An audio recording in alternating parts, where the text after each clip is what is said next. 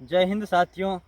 आज मैं कवि महेंद्र कुमार आपके समक्ष एक कविता प्रस्तुत करता हूँ किसान के ऊपर। आप देख सकते हो कि ये देखिए खेत, इधर भी खेत, और ये आप यहाँ से देखने में तो बहुत हरियाली लग रही है, बहुत अच्छी फसलें लग रही है। लेकिन आप सोचिएगा कि कभी कभी ये ऐसी नहीं रहती, कभी कभी किसान को अनावृष्टि झेलनी पड़ती है, कभी कभी सूखा, अकाल, ऐसी कई समस्याओं का सामना करना पड़ता है। अभी इनकी कोई गारंटी नहीं है कि ये अब पूरी तरह से परिपक्व होगी, वह पूरे किसान को सहयोग मिलेगा। लेकिन अभी भी मतलब कोई भी रोग लग सकता है, इनमें कुछ भी हो सकता है, ये खराब भी हो सकती है।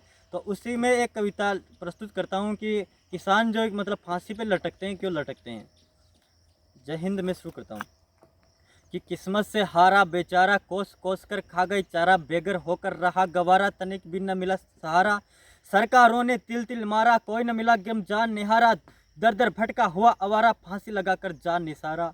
देखिए मैं यहाँ से कविता स्टार्ट करता हूँ, सुनेगा कि धरती पुत्र तो होता है अपनी धरती का रखवाला, धरती से सोना उपजाता और मोतियों की माला। फिर क्यों लगाई थी फांसी, क्यों दर दर की ठोकर खाई थी, फिर क्यों लगाई थी फांसी, क्यों दर दर की ठोकर खाई थी, क्यों हो गया जमीन से बेघर, क्यों उसकी आंखें पतराई गई थी। अरे कवि लिखेगा क्यों लटका था वो फांसी और फंदों पर, नेताओं का ध्यान रहा था केवल गोरख धंधों पर, वोट मांगते समय किए जिन वादों को वो भूल गए, इसीलिए धरती के पुत्र फांसी फंदों पर झूल गए।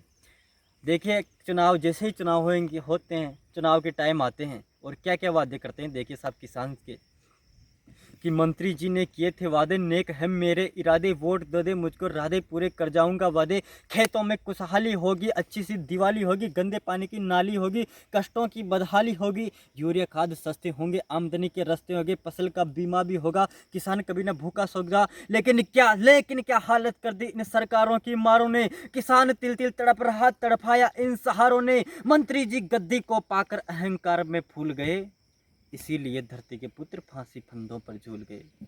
अंतिम कुछ पंक्तियां कि फसल माटी में मिल गई तो, मैंने पहले भी कहा था कि इनकी फसल की कोई गारंटी नहीं है। अभी अतिवृष्टि अगर हो जाए तो ये गल भी सकती है, ये हो भी सकती है, रोग इसमें रोग हो जाता है, वो इससे खराब भी हो सकती है। तो यहाँ से बात सुनिएगा कि फसल माटी में मिल गई तो धरती का बेटा क्षुब्ध हुआ, बाली तक बेची बेटी की फिर भी सेठू क्रुद्ध हुआ। कि महाजन से जब किसान ब्याज लेता, महाजन से वो उसका ब्याज नहीं चुका पाता है, तो फिर भी जैसे उसकी फसल खराब होती तो फिर भी अपनी बेटी की जब बाली होती है बेटी के कंगन तक गिरवी रख देता।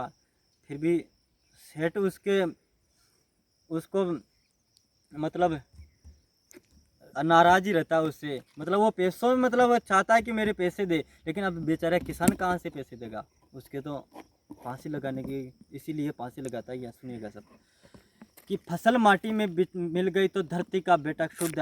और जो ये महाजन वगैरह करते सोचते हैं ना कि ये अपने आप को महाजन समझते हैं, मैं उनसे एक बात कहना चाहता हूँ कि एक दिन, सिर्फ मात्र एक दिन आप किसान की तरफ तपती धूप के अंदर सारे दिन एक दिन मेहनत करके देख लीजिए, पता चल जाएगा क्या होता है किसान।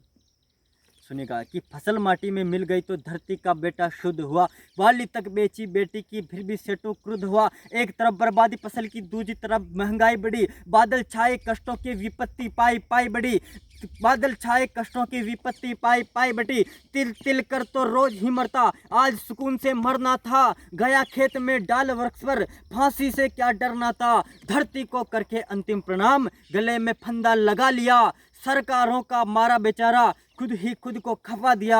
अरे राजनीति फूलों के बदले बोकर पथ पर शूल गए, इसीलिए धरती के पुत्र फांसी फंदों पर झूल गए। इसी के साथ मैं आपसे विदाई चाहूँगा, ये नेक्स्ट कविता के साथ प्रस्तुत होऊंगा। और आज के हमारे कैमरामैन श्री धनराज गुज्जर, भारतीय रेलवे सेवारत, और शैतान गुजर के साथ। Thank you.